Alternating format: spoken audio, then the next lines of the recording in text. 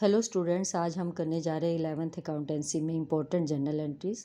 इससे पहले मैंने काफ़ी सारे शॉर्ट्स डाले हैं। अगर आपको इनके बारे में डिटेल में जानना है तो आप मेरे शॉर्ट से सीख सकते हैं।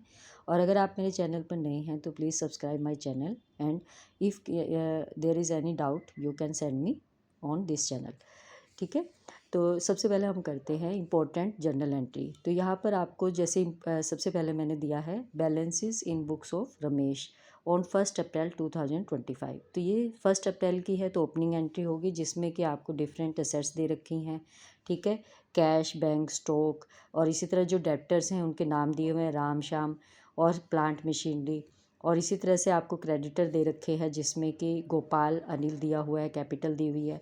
तो ऐसे क्वेश्चन के अंदर आपकी ओपनिंग एंट्री जो होती है वो सबसे वेरी फर्स्ट एंट्री होती है जब हम बुक्स ओपन करते हैं न्यू अकाउंटिंग ईयर के अंदर। तो यहाँ पर आपको सभी असेट्स को डेबिट के अंदर दिखा देना है अमाउंट को, और सभी क्रेडिटर्स को और कैपिटल को, जो लाइबिलिटीज़ हैं उनको हमने टू वाले क्रेडिट साइड में दिखाना है, उनको टू करना है। ठीक है। असेट्स को डेबिट करना है और जो हमारे लाइबिलिटीज़ और कैपिटल है उनको टू करके दिखाना है और अमाउंट क्रेडिट में दिखानी है। अगर इनका टोटल सेम है तब तो ठीक है, ओके। अगर आपका टोटल सेम नहीं आ रहा है तो डेबिट का और क्रेडिट का बैलेंस सेम होना चाहिए। इन केस आपकी लाइबिलिटी साइड का क्रेडिट साइड का बैलेंस ज़्यादा है असेट्स से, तो आपने असेट्स को और लाइबिलिटीज़ को ऐड करके सब्ट्रैक्ट करके जो अमाउंट आएगी गुडविल में दिखानी है।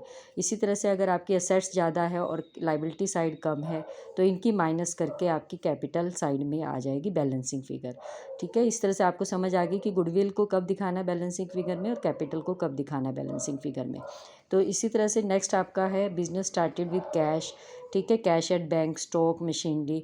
तो आपने इन सभी एसेट्स को डेबिट में दिखाना है और जो इनका टोटल होगा उसको टू कैपिटल में दिखा दिया जाएगा।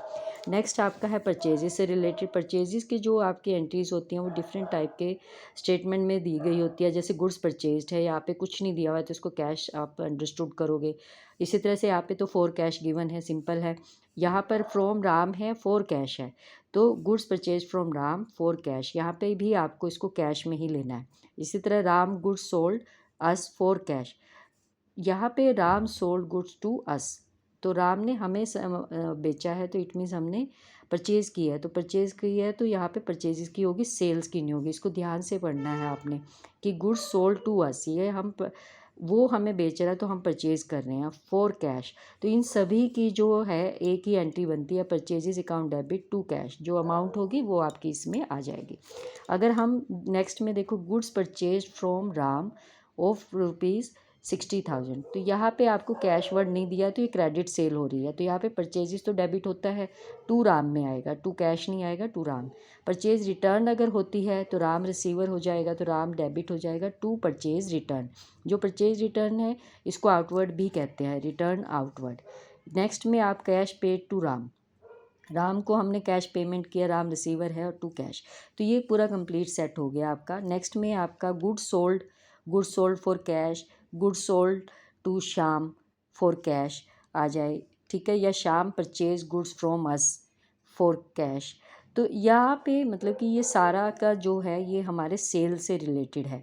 ठीक है। गुड सोल्ड है तो ये कैश में ही माना जाएगा, फॉर कैश दे रखा है, good sold to Shyam for cash हो जाएगा। और अगर श्याम परचेज फ्रॉम अस है तो इसका मतलब यहाँ पे श्याम हमसे परचेज कर रहा है, यहाँ पे परचेजिंग की नहीं डलेगी, यहाँ पे सेल्स की एंट्री डलेगी। और यहाँ पे इन सब के लिए cash account debit to sales आ जाएगा।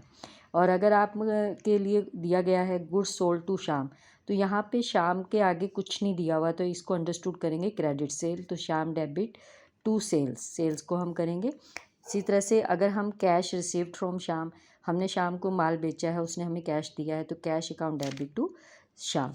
तो ये आपकी सेल से रिलेटेड जर्नल एंट्रीज हो गई जो सिंपली आपकी स्टेटमेंट्स के अंदर आ जाती हैं, जो कंफ्यूजन क्रिएट कर देती हैं। तो नेक्स्ट है trade discount and cash discount. ये वेरी इंपॉर्टेंट जर्नल एंट्री है, इससे रिलेटेड क्वेश्चन ज़रूर आता है। तो अब इसमें पहले हमें पता होना चाहिए कि जो ट्रेड डिस्काउंट है वो होल सेलर देता है रिटेलर को, जिससे कि उसकी सेल बढ़े। जब वो बहुत अमाउंट में, बल्क अमाउंट में ख़रीदता है रिटेलर, तो जो होल सेलर है उसको कुछ अमाउंट कम करके, मनी कम करके सेल करता है, तो इससे वो मतलब कि ट्रेड डिस्काउंट कही जाएगी। और ये सबको ही मिलती है जो कि उसको ख़रीदते हैं, चाहे वो क्रेडिट ख़रीद रहे हैं चाहे वो कैश खरीद रहे हैं। लेकिन सेकंड जो हमारी कैश डिस्काउंट है ये तभी दी जाती है जब यदि आप साथ के साथ कैश पेमेंट कर रहे हो या एक कैश आपके लिए लिमिट रखी गई है कि इतने डेज़ के अंदर अगर आप कैश पेमेंट करते हो तो ये आपको कैश डिस्काउंट मिल सकती है। तो ये जो कैश डिस्काउंट है, ट्रेड डिस्काउंट है, ये दोनों में ही आती है। परचेज करते हो तब भी होती है, सेल करते हो तब भी होती है। ठीक है, तो यहाँ पे मैंने एक जैसे स्टेटमेंट ली है कि goods purchase from Mohan of list price. ठीक है, लिस्ट प्राइस